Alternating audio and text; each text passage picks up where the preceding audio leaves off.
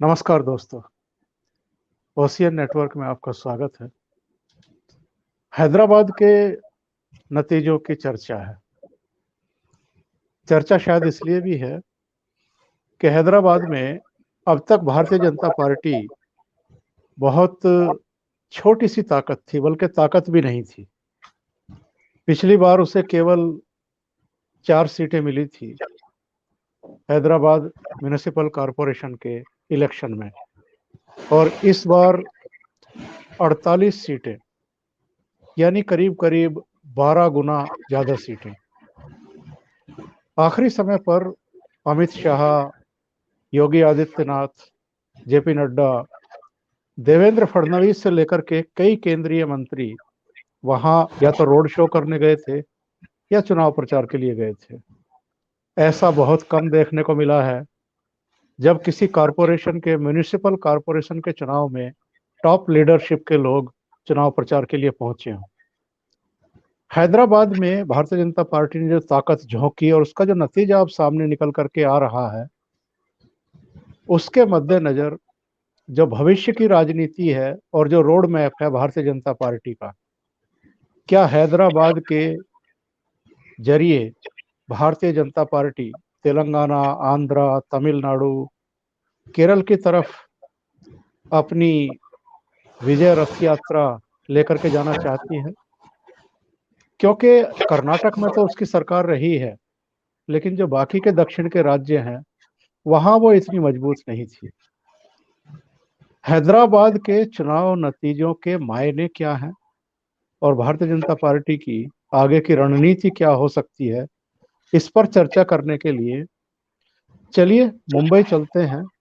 जाने माने विश्लेषक, लेखक, पत्रकार, मार्मिक के पूर्व संपादक भाव तोरसेकर हमारे साथ जुड़े हुए हैं।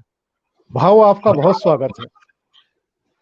भाव, हैदराबाद की इस बीजेपी की कामयाबी को आप किस दृष्टि से देखते हैं? देखिए, मैं एक मानता हूँ हमेशा कि चुनाव जो होता है वो एक एग्जाम जैसा होता है, परीक्षा होती है। और उसमें बीजेपी को जब लगा कि भाई हम यहाँ कुछ कर सकते हैं और अगर तेलंगाना में कुछ करते हैं तो हमारे लिए दक्षिण द्वार खुला हो जाता है। दुबाका जो उपचुनाव था उसमें सडनली बीजेपी जीत गई, तो उनको लगा कि भाई अब चांस ले सकते। तो जी। उन्होंने पूरी ताकत झोंक दी। इसके पहले एक बात हमें ध्यान में रखनी चाहिए कि जब बीजेपी इस ढंग से मैदान में उतर जाती है तो उसके पहले वो ग्राउंड वर्क कर लेती है। तो ग्राउंड वर्क तो उनका 2 3 4 साल से चालू था, जी। बिल्कुल चालू था। और ये बात ऐसी होती कि चालू है कि नहीं आपको पता नहीं चलेगा, क्योंकि ये प्रेस कॉन्फ्रेंस में आके नहीं बताएंगे जो काम कर रहे हैं। तो वो तो टीवी के चैनल में चर्चा में नहीं आएंगे, पत्रकारों से बातें नहीं करेंगे, अपने ढंग से वो काम करते रहे थे। और वो तो ग्राउंड वर्क तो तैयार था। जब ग्राउंड वर्क तैयार है तो उसके बाद आप पूरी ताकत उधर झोंक दे तो आपको परिणाम मिलता है। आप अगर देखें तो 48 जगह आपने बोल दी, लेकिन आप एक समझ लो कि 48 में उनके 4 तो सीट पहले थे, तो जी। गेन कितने? 44 सीटें ज्यादा आई है। अच्छा, अब देखिए कि 44 सीट कहां से आई है। जो वहां की लोकल पार्टी है तेलंगाना में, जिसका चीफ मिनिस्टर है, मेजोरिटी है, उस टीआरएस। पार्टी की 99 सीट्स थी। वो जी। तो 55 56 पर आके रुक गए। इसका मतलब ये पूरी की पूरी 44 सीटें बहुत बढ़ी है, वो टीआरएस के तरफ से इनको मिल गई। बिल्कुल सही तो कह रहे हैं। इसमें एक लेसन होता है। अगर हम वो लेसन नहीं पढ़ेंगे तो आपका नुकसान और होते जाएगा। अब बोलेंगे, हाँ एक बात है कि जब बीजेपी जीतती है तो पोलराइजेशन कर दिया, जब हार जाती है तब बोलेंगे जनता इनका पोलराइजेशन नहीं मानती। तो ये पोलराइजेशन थियोरी से कुछ लोगों को बाहर निकलना पड़ेगा, जो विश्लेषक एनालिस्ट है इनको। सही। क्योंकि वोटर तो वही होता है। कोई वोटर ऐसा नहीं होता कि जो कम्युनल है या पोलराइज है या सेक्युलर है, ऐसा नहीं होता। देखिए, आप अगर आलू लीजिए, प्याज लीजिए, वो तराजू में डाल दीजिए तो एक पलड़ा नीचे रहेगा, एक पलड़ा ऊपर रहेगा। इधर से इधर, इधर से इधर करते जाओ तो जब थोड़ा जाके इधर बढ़ता है तो ये पलड़ा नीचे जाएगा, भारी हो जाएगा, वो पलड़ा ऊपर जाएगा, उधर से दो उठा के इधर रखो। तो चुनाव उसी ढंग से होते हैं। 2, 4, 5% अगर इधर के उधर हो गए तो पलड़ा इसका ऊपर जाता है, उसका नीचे आ जाता है। आज जी भी मैं मानता हूं, मैंने डिटेल रिजल्ट नहीं देखे, लेकिन भाजपा को सीटें मिली हम देख रहे, परसेंटेज ऑफ वोट नहीं देख रहे। तो शायद छोटे छोटे फर्क से बीजेपी जीती होगी, लेकिन उनके लिए वो तो कारपोरेटर्स वहां के बन गए, पार्षद बन गए। अब वो जो पार्षद है उनको तो एक नई नई ऊर्जा मिलती है और वो तेलंगाना में फैलेंगे। जी जी इसलिए इसी ढंग से मुंबई से शिवसेना पूरे महाराष्ट्र में फैल गई 85 के बाद। जो नए दम के नए जवान लड़के शिवसेना के 85 में चुनकर आए थे, उसमें से नारायण राणे जो चीफ मिनिस्टर बने, आगे जाके जो मिनिस्टर बने, वो आप देखेंगे तो आपको पता चलेगा कि वो 85 में जब शाखा प्रमुख से कारपोरेटर बने थे, जी तो आगे चलकर कहां तक पहुंच गए। तो उसी ढंग से बीजेपी काम कर रही है, लेकिन उसकी दूर की रणनीति क्या है वो तो बड़ा चर्चा चर्चा की बात है, लेकिन हम नहीं समझते। हम सीटें कितनी आई वो देखते। विश्लेषक जो होता है वो अपने घर में बैठा है, वो जमीनी हकीकत उसको मालूम नहीं है। तो टीआरएस की जो जमीन थी वो इन्होंने उठाई। अच्छा, टीआरएस की जमीन कहां से बनी? जो पार्टी 2004 के पहले थी ही नहीं, तो उसकी जमीन कहां से आ गई? तो उसकी जमीन बेसिकली कांग्रेस की थी, टीडीपी की थी। सही है। टीडीपी कहां से आई? टीडीपी तो 83 में बनी, उसके पहले तो तेलुगु देशम पार्टी थी ही नहीं। तो वहां जो एंटी कांग्रेस वोट था वो जमीन टीडीपी ने ले ली। उसमें चंद्रशेखर राव भी थे। अच्छा, चंद्रशेखर राव और नायडू ये दोनों तो यूथ कांग्रेस से ही निकले हुए। तो बिल्कुल आप समझ लीजिए कि वोट बेस जो है वो एक पार्टी का दूसरी पार्टी के तरफ जाता है, एक लीडर का दूसरी लीडर के तरफ जाता है। यहां तो टीडीपी खत्म ही हो गई। बिल्कुल। टीडीपी खत्म हो गई। इसके लिए मैं एक बात आपको बोल दूं कि आप ये कारपोरेटर का चुनाव मत देखिए, म्युनिसिपल कॉरपोरेशन का।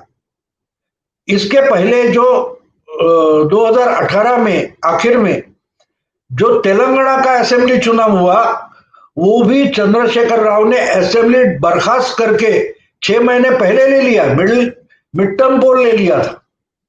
क्योंकि उनकी भी आंध्र की तरह उनका भी चुनाव असेंबली का ये लोकसभा के साथ होने वाला था, लेकिन उन्होंने 6 महीने पहले ले लिया।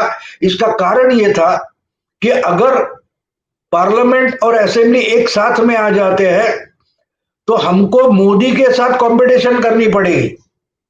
बिल्कुल मोदी तो चीफ मिनिस्टर के स्पर्धा में है नहीं, तो इसलिए 6 महीने पहले ले लिया और उन्होंने जीत लिया था। तो उस वक्त बीजेपी को कोई 1, 2 सीट मिली थी असेंबली में, लेकिन बहुत पार्लियामेंट में 4 मिल गई। तो जो जो आप बोल सकते हैं कि जो चालाकी चंद्रशेखर राव ने असेंबली में की थी, बिल्कुल उसके उल्टी तरफ आके इन्होंने मूर्खता ये हैदराबाद के चुनाव में की।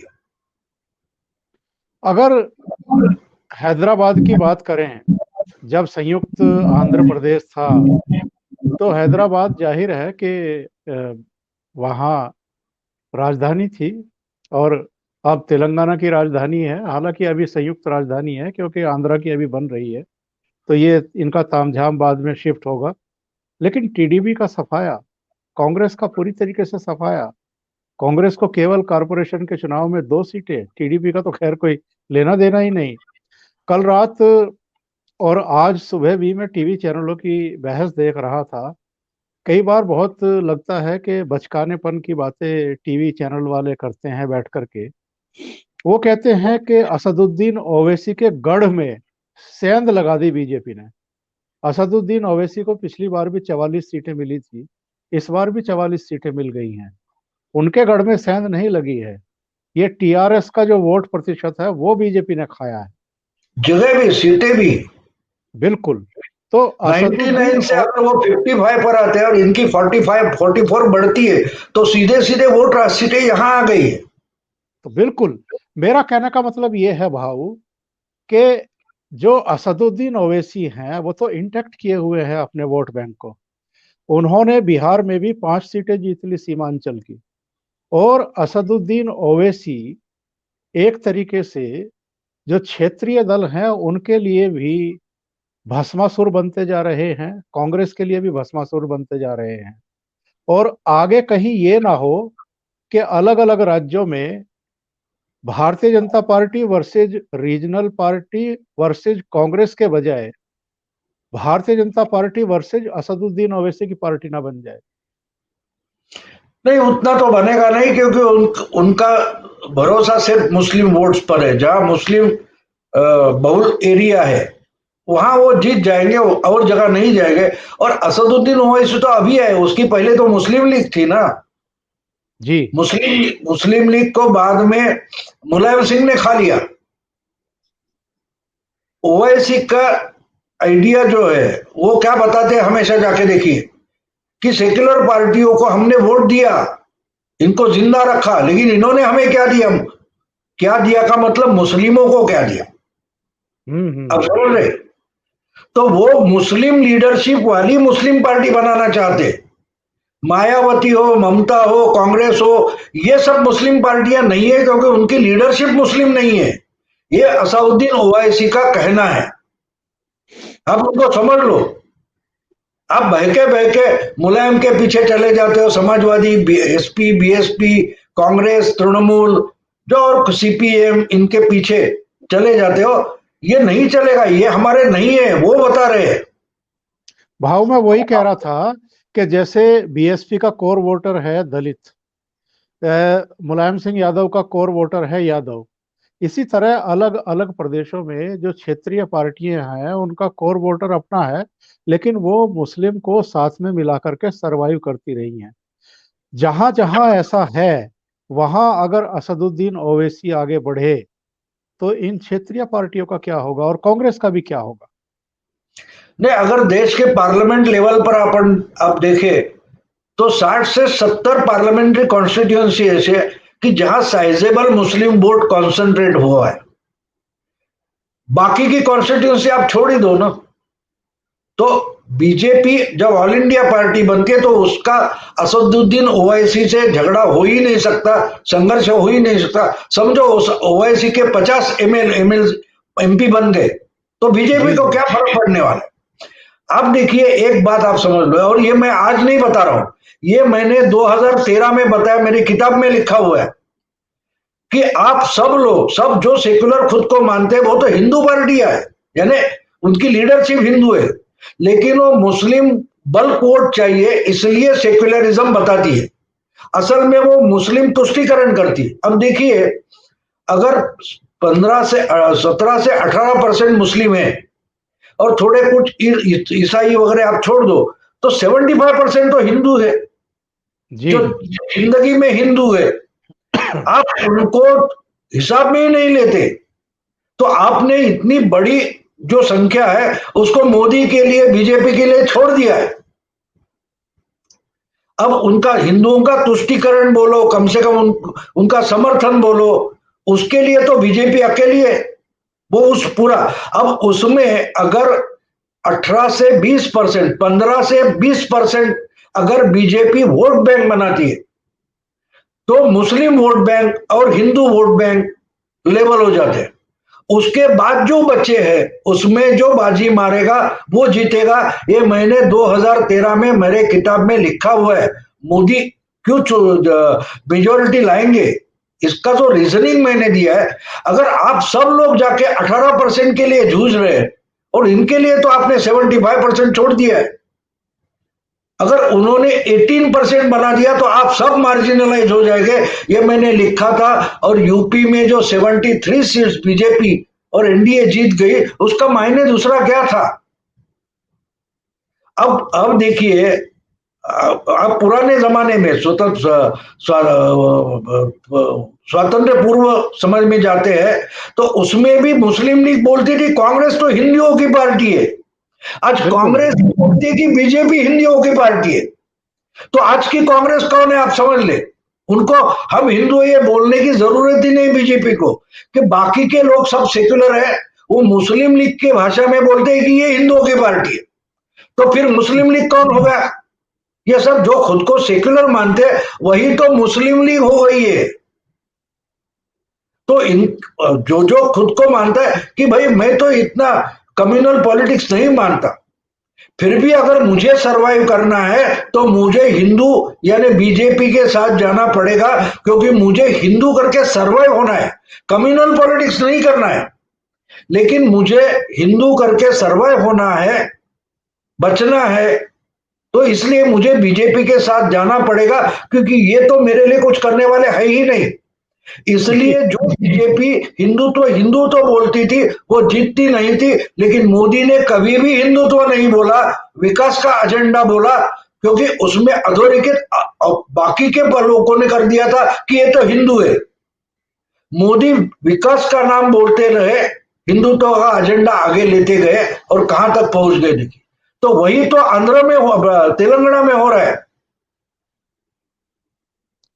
भाऊ, अगर हम हैदराबाद के इन नतीजों के सापेक्ष में देखें तो तेलंगाना के लिए तो भारतीय जनता पार्टी ने घोषणा कर दी कि 2023 में हम वहाँ सरकार बनाएंगे।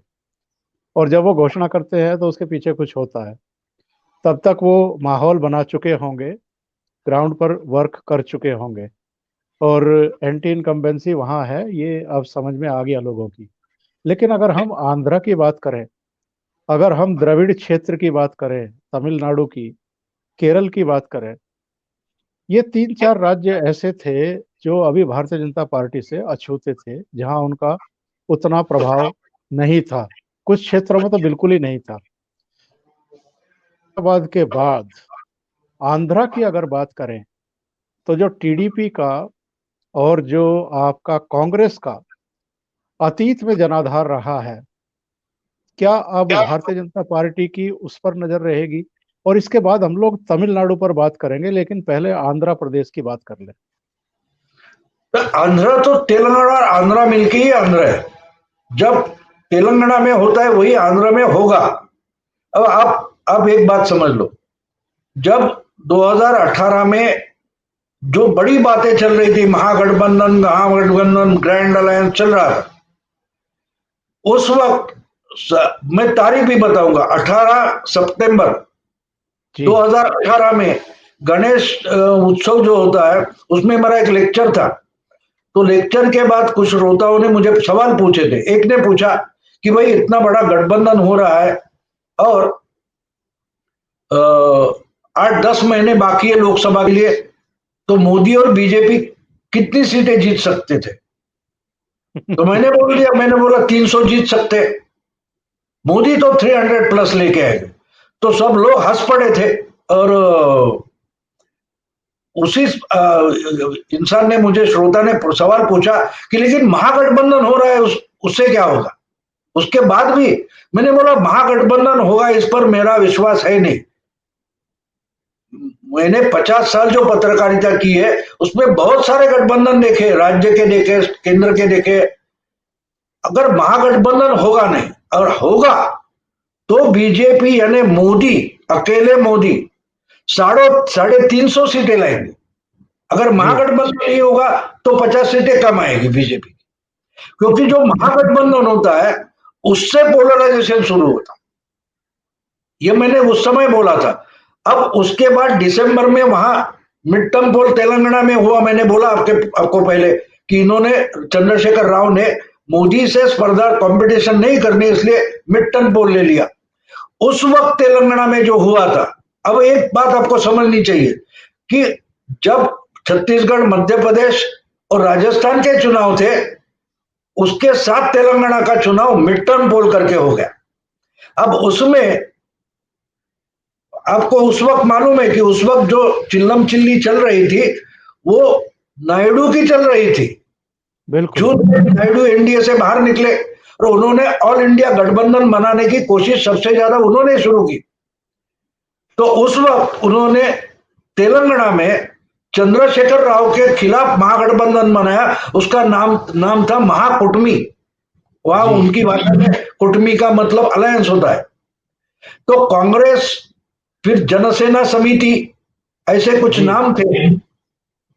हेलो। जी जी जी महाकुटमी बनाई थी। तो उसमें जनसेना नाम की पार्टी थी, एक कोई एक्टर है, उन्होंने बनाई थी तुम्हारे ये कांग्रेस। चिरंजीवी सिंह, हाँ। एक चिरंजीवी ने, पवन कल्याण नाम के कोई अभिनेता है, ओके अब वो ओके। बीजेपी के साथ आए हैं, लेकिन उस वक्त वो एनडीए इनके साथ गए थे। तो वो तीन चार पार्टियों की लेफ्टिस्ट उसमें थे, तो महाकूटमी बनाई।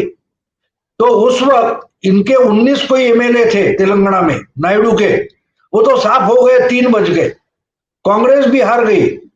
और जितने थे उससे भी ज्यादा चंद्रशेखर राव के आ गए। तो महाकूटमी बनाती है तो उसका काउंटर पोलराइजेशन होता है।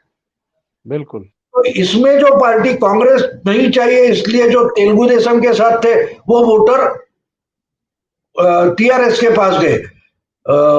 तेलुगु देशम नहीं चाहिए बोलने वाले कांग्रेस वाले थे, वो टीआरएस के पास चले गए। वो उसको मैं काउंटर पोलराइजेशन बोलता। जी तो मैंने उस वक्त बोला था कि महाकूटमी का रिजल्ट समझ लो तो ऑल इंडिया लोकसभा में क्या होगा ये आपको पता चलेगा। राजस्थान, छत्तीसगढ़ आपको कुछ बता नहीं रहे, कुछ बता नहीं रहे। वो तो चीफ मिनिस्टर के खिलाफ था, बिल्कुल। मोदी के खिलाफ था नहीं। और मेरा ख्याल है राजस्थान में वो तो स्लोगन थी, मोदी तुझसे बैर नहीं, वसुंधरा तेरी खैर नहीं। तो बिल्कुल वही बिल्कुल। चुनाव का रिजल्ट लोकसभा में हमने देखा। तो जो तेलंगाना में हुआ था वो हमारे लिए कुछ लेसन था, लेकिन वही गलती जो नायडू ने की थी उनका तो सफाया हो गया। अब जाके चंद्रशेखर राव वही गलती कर बैठे, उसकी कीमत उनको चुकानी पड़ी। और एक बात आपको समझ लेनी चाहिए। देखिए, ये जो पार्टियां बनी है वो कहां से बनी है। इन्होंने जो 1947 से जो कांग्रेस की जमीन थी, वो एंटी कांग्रेस जो वोट था वो पकड़ने वाला कोई ऑल इंडिया नेता या पार्टी नहीं थी। तो जो रीजनल पार्टी थी उनकी जो जमीन थी वो खींच खींच के बाकी सब लोग बढ़ गए। जी अब जाके जब बीजेपी ऑल इंडिया बनती जा रही है तो कांग्रेस की जमीन रीजनल पार्टियों ने खींची थी, अब वो फिर उनसे बीजेपी रिगेन कर रही है। तो फिर बीएसपी होगी, एसपी होगी, तृणमूल होगी, आप एक एक पार्टी, जेडीयू होगी। अब देखिए उनकी जमीन बीजेपी खींच रही है। बिल्कुल सही कह रहे हैं। और अगर हम तमिलनाडु की बात करें भाऊ, तमिलनाडु में ठीक है, इस समय अन्ना द्रमुक की सरकार चल रही है। और पिछली लोकसभा चुनाव में द्रमुक ने अच्छा परफॉर्मेंस किया था, काफी सीटें जीती थी।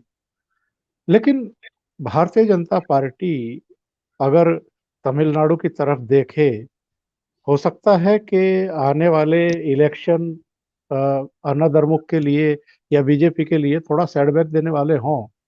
लेकिन 5 साल बाद की राजनीति अगर हम देखें, आने वाले इलेक्शन के बाद 5 साल बाद, तो उसमें कितनी संभावनाएं होंगी। और अन्ना द्रमुक में भी जयललिता की मूल पार्टी जो है उसमें भी 2-3 गुट बन गए हैं। तो उन गुटों में से अगर कोई गुट इनके साथ आता है, प्लस अगर रजनीकांत जो अभी अपनी पार्टी बनाने जा रहे हैं वो भारतीय जनता पार्टी के साथ मिलते हैं, तो भारतीय जनता पार्टी कितनी बड़ी ताकत बन सकती है तमिलनाडु में। मेरा ख्याल है कि तमिलनाडु में उनको ताकत बनने में और 10 साल लग जाएंगे, यानी सत्ता पर आने की सोचने के लिए। लेकिन केरला में इसका इम्पैक्ट बहुत बड़ा होने वाला है। जी केरला में जितने वोट बीजेपी निकालेगी उसके बाद यूडीएफ और एलडीएफ जो है उनको बीजेपी को बाहर रखने के लिए इकट्ठा होना पड़ेगा। जैसे जी महाराष्ट्र में दोनों कांग्रेस मिलकर शिवसेना को साथ लेकर आ गए हैं, तो ठीक है वो। लेकिन जब चुनाव होगा तब इस हर पार्टी के खिलाफ जो वोट है उनके लिए तो और दो पार्टियां, मतलब कांग्रेस ही है, एनसीपी है, शिवसेना ही है। तो वो जो इन पार्टियों के खिलाफ आपस में जो कोई होता है, उसके लिए थर्ड पार्टी, दूसरा अल्टरनेटिव बीजेपी बन जाती। जी आप देखिए कि महाराष्ट्र में शिवसेना बीजेपी इकट्ठी थी, उस वक्त जो जनता दल था, फिर पीडब्ल्यूडी शेतकरी कामगार पार्टी हम जिसको मराठी में बोलते हैं वो थी, रिपब्लिकन ग्रुप थे, वंचित, ये जो सब है, उनका वोट पोलराइज होते होते कहां निकल गया। अब वो जाके इनके पास आ जाएगा, बीजेपी के पास। ठीक है, 2 3 4 साल ये सरकार चल सकती है, मैं ना नहीं बोलता, लेकिन पार्टी जो होती है उसको आगे चलकर मुझे मेरा अस्तित्व क्या है वो देखना पड़ेगा। एग्जिस्टेंशियल क्राइसिस क्रिएट नहीं करना चाहिए। वो इन जी जी। पार्टियों ने कर दिया है, कर दिया बिल्कुल। तो और इसके लिए मैं मानता हूं कि केरल में ये अभी ग्राउंड अच्छा बन गया। वो साबरीमाला वगैरह वगैरह जो इश्यू हो गए, लव जिहाद है, इसके उस कारण से बहुत बड़ी मात्रा में क्रिश्चियन जो है, क्रिश्चियन लड़कियां जो लव जिहाद की बड़ी शिकार हुई है। बिल्कुल सही है। अब ये इस पर ये तो पार्टियां बोलेगी नहीं, तो वो क्रिश्चियन जो फादर्स वगैरह है वो भी बीजेपी के तरफ झुकने लगे।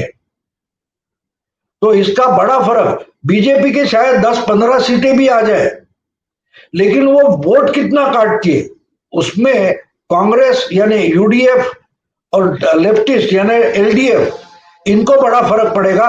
अगर दोनों को इकट्ठा होकर सरकार बनानी पड़ी तो बीजेपी के लिए बड़ी मात्रा में केरल के दरवाजे खुले हो जाएंगे। जी जी जी।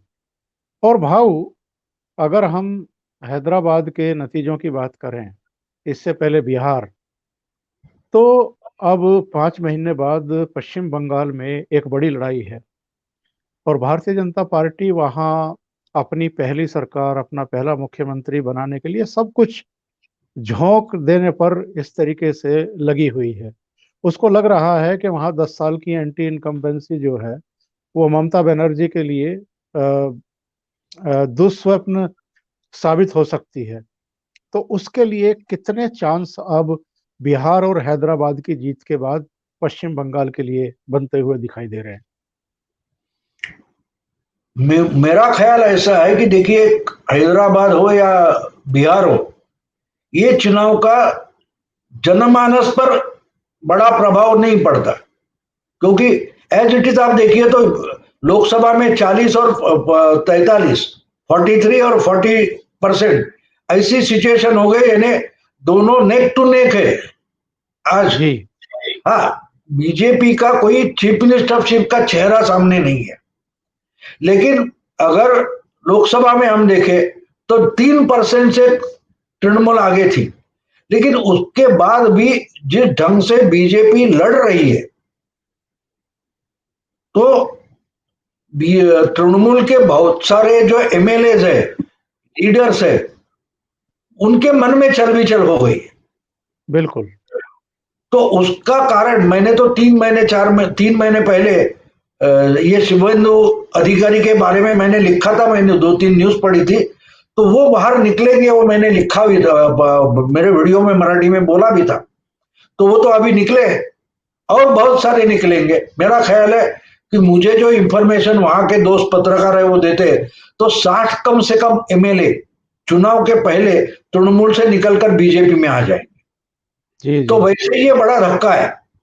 और जिस तरीके से ममता डिस्टर्ब दिखाई दे रही है, डरी जी हुई जी। दिखाई दे रही, तो वो और कोई गलतियां करेगी, उसका फायदा तो बीजेपी को मिलेगा। मैं ऐसे नहीं मानता कि ये दूसरे चुनाव के बाद एक बीजेपी सरकार बनाने के पास पहुंचेगी, लेकिन एक बड़ा धक्का बैठे होगा कि उनको लेफ्टिस्ट ममता और कांग्रेस अगर इकट्ठा आके सरकार बनाती है तो वो भी पॉसिबिलिटी मैं देखता हूं, लेकिन वो तो उनके लिए शर्म की बात होगी कि जो कल तक आपस में लड़ रहे थे 5 साल पहले तक, उनको 5 साल के बाद, यानी वहां भी मुझे मेरा ख्याल है 2016 में इतनी जगह बीजेपी को नहीं मिली है।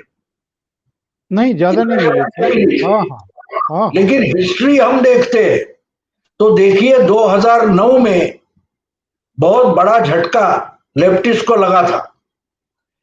2011 में उसका फर्क हमको दिखाई दिया कि बुद्धदेव भट्टाचार्य चीफ मिनिस्टर भी अपनी जगह पर हार गए थे। तो ये सही कहा। चमत्कार बंगाल करता है।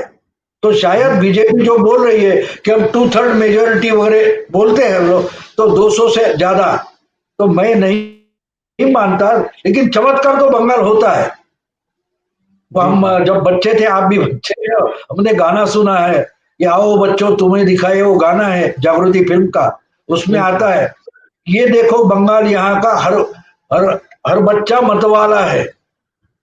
तो जो अब जो बच्चे थे 10 15 20 साल पहले, वो तो अभी मतवाले हो गए, वोटर हो गए। अगर वो चेंज आते हैं तो धड़ाक से चेंज हो सकता है। लेकिन हम लोग तो वैसे पुराने जमाने के हो गए, तो हमारी सोच भी थोड़ी पुरानी, एक धड़ाक से कोई चमत्कार होगा वो हम मानते नहीं है, लेकिन हो सकता है। क्योंकि ये दिखाते बीजेपी वाले का बोलते हैं, मैं नहीं मानता। मैं ममता की चल भी चल देख रहा हूं, और वो डरी हुई है कि मेरा कोई बुद्धदेव भट्टाचार्य तो होने नहीं जा रहा है। और भाव चलते चलते कांग्रेस पर भी थोड़ी सी चर्चा कर लेते हैं। कांग्रेस वैसे ही अंतर्कलह की शिकार है। बिहार के बाद भी हमने देखा था कि तारिक अनवर से लेकर के कपिल सिब्बल, पी चिदम्बरम, बहुत सारे नेताओं के बयान आए थे जो शायद अब 10 जनपद को अ, नसीहत देने की कोशिश कर रहे थे। और जो जो जिन कारणों से कांग्रेस बिल्कुल हाशिए पर जाती हुई दिखाई दे रही है, उसके प्रति अपनी एक तरीके से फ्रस्ट्रेशन भी जाहिर कर रहे थे। और हैदराबाद में 2009 के आंकड़े में देख रहा था, 2009 में जब ये म्युनिसिपल कॉरपोरेशन बनी थी, पहला इलेक्शन हुआ था, कांग्रेस ने 52 सीटें जीती थी और आज 2 सीट। जो काम हैदराबाद में जाकर के अमित शाह ने किया, योगी आदित्यनाथ ने किया, स्मृति ईरानी से लेकर के प्रकाश जावड़ेकर, देवेंद्र फडणवीस ने किया, तेजस्वी सूर्या ने किया, वो काम राहुल गांधी क्यों नहीं कर सकते थे? इनके दूसरे मुख्यमंत्री क्यों नहीं कर सकते थे? किसी ने रोका था क्या इनको? नहीं, वो देखिए राहुल गांधी तो पक्के मोदी के खिलाफ है। मैंने इसके पहले आपको बोला था कि अगर मोदी जी बोलेंगे भाई धूप कड़ी है, इसका मतलब सूरज उगला है, उगा निकला है, तो राहुल गांधी बोलेंगे चांद निकला है। अभी उसको क्या करें? आप जो बोलेंगे हम उसके खिलाफ रहेंगे। तो अगर मोदी बोलते न खाऊंगा न खाने दूंगा, पार्टी चलाऊंगा और औरों को भी चलाने को मजबूर कर दूंगा मेरे पार्टी में, ऐसा जी। अगर मोदी साहब बोलते हैं, तो राहुल गांधी बोलेंगे कि ना मैं पार्टी चलाऊंगा ना और किसी को चलाने दूंगा। कांग्रेस की पॉलिसी आप समझ लो ना, राहुल गांधी ही राहुल कांग्रेस की पॉलिसी है, नीति है उनकी। तो मोदी के खिलाफ जाना है तो हर बात में खिलाफ जाना पड़ेगा। वो पार्टी चलाएंगे तो हम पार्टी नहीं चलाएंगे, वो जीतेंगे तो हम हारेंगे ही, क्योंकि जीतने का मतलब ही मोदी होता है। तो हम तो मोदी के खिलाफ है, तो हारते ही रहेंगे। तो राहुल गांधी की ये रणनीति बन गई है कि ना तो मैं पार्टी चलाऊंगा ना और किसी को चलाने दूंगा। तो वही तो बिहार में हुआ, वही तो हैदराबाद में हुआ है। वो आएंगे क्यों? उनको पार्टी नहीं चलानी है। और जो कोई कपिल सिब्बल, चिदम्बरम या नबी आजाद या और कोई चलाना चाहते, तो उनको राहुल चलाने नहीं देंगे। अब इनके समझ में आने में और कुछ 5 साल निकल जाएंगे, तब तक चलाने जैसी भी पार्टी बचेगी नहीं। तो ये कांग्रेस की हालत है, तो उससे उनको निकलना है। हम बोलेंगे बाहर बैठे, हमारी नसीहत का मतलब ही नहीं है। जिनको निकलना है उससे, शिकंजे से, उनको सोचना पड़ेगा। तो वो भी निकलना नहीं चाहते। इसका कारण ये है कि वो भी राहुल या प्रियंका या सोनिया पर निर्भर है। अब देखिए जी। हमारे महाराष्ट्र में कांग्रेस की एक मंत्री है और पार्टी में कोई महिला विभाग की प्रमुख है यशोमती ठाकुर। जी तो कुछ कुछ बातें शरद पवार जी बोले कि भाई राहुल में वो कंटिन्यूटी नहीं है, जी हाँ जी हाँ। कंसिस्टेंसी नहीं है लीडरशिप देने की। तो गुस्से में आ गई है यशोमती ठाकुर, वो बोल गई कि भाई ये तीन पार्टी की सरकार चलानी है तो हमारे पार्टी के नेता पर कुछ भी मत बोलो, नहीं तो सरकार गड़बड़ हो जाएगी। तो राहुल गांधी की नीति है, और राहुल गांधी की नीति है कि ना मैं चलाऊंगा नहीं किसी को चलाने दूंगा। महाराष्ट्र में वो एक दिन आ गए थे असेंबली के लिए और निकल गए, बस हो गया। बाकी तो जो जीते हैं वो तो अपने बलबूते पर जीते, जो 44 एमएलए हो गए महाराष्ट्र के वो तो अपने बलबूते पर बने। लेकिन अगर वो पार्टी चलाना चाहते हैं तो राहुल गांधी नहीं चलाने देंगे। ये कांग्रेस की रणनीति है, न चलाऊंगा नहीं चलाऊंगा नहीं चलाने दूंगा। तो इससे आप समझ सकते हैं कि भविष्य कांग्रेस का क्या है। भाऊ ऐसा लगता है कि इन्होंने शटर बंद करने का फैसला कर लिया है अपनी दुकान का। वजह क्या है, इस तो मोड़ में मैंने क्यों आ गए?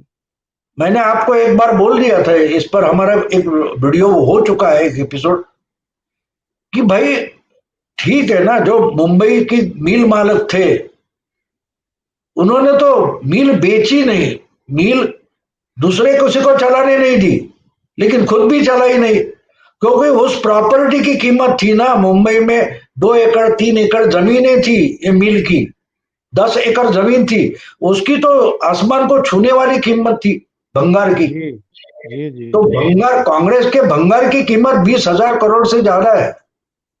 तो ये चलाएंगे नहीं, शटर डाउन करेंगे और जो दुकान है वो बाद में बेच देंगे भंगार करके। लेकिन भंगार की कीमत भी कम नहीं है, 20-25 हजार करोड़ की है। तो इन्होंने जी तय जी किया अभी इससे निकलेगा नहीं, फिर से सत्ता नहीं बनेगी, तो कम से कम जो भंगार बचा है वो भी बेच ले। तो लेकिन उसमें स्टेक होल्डर कम से कम होने चाहिए। ये सिब्बल है, चिदम्बरम, वो निकल नहीं जाते ना, वो निकल जाएंगे तो बचेगी उनकी अपनी प्रॉपर्टी बनेगी। जनता पार्टी एक एक करके सिर्फ सुब्रमण्यम स्वामी ही बचे थे, जी। प्रॉपर्टी उनकी हो जाती है ना। तो गांधी परिवार को उस प्रॉपर्टी से मतलब है, पार्टी या पार्टी की को विरासत से वगैरह कोई मतलब है नहीं। वो बाकी के लोग नहीं समझ रहे तो अभी क्या करें। भाऊ बहुत बहुत धन्यवाद आपका, आप जुड़े, इतना बहुमूल्य समय आपने दिया। बहुत बहुत आभार आपका, बहुत बहुत नमस्कार। अभिनंदन। नमस्कार। Thank you.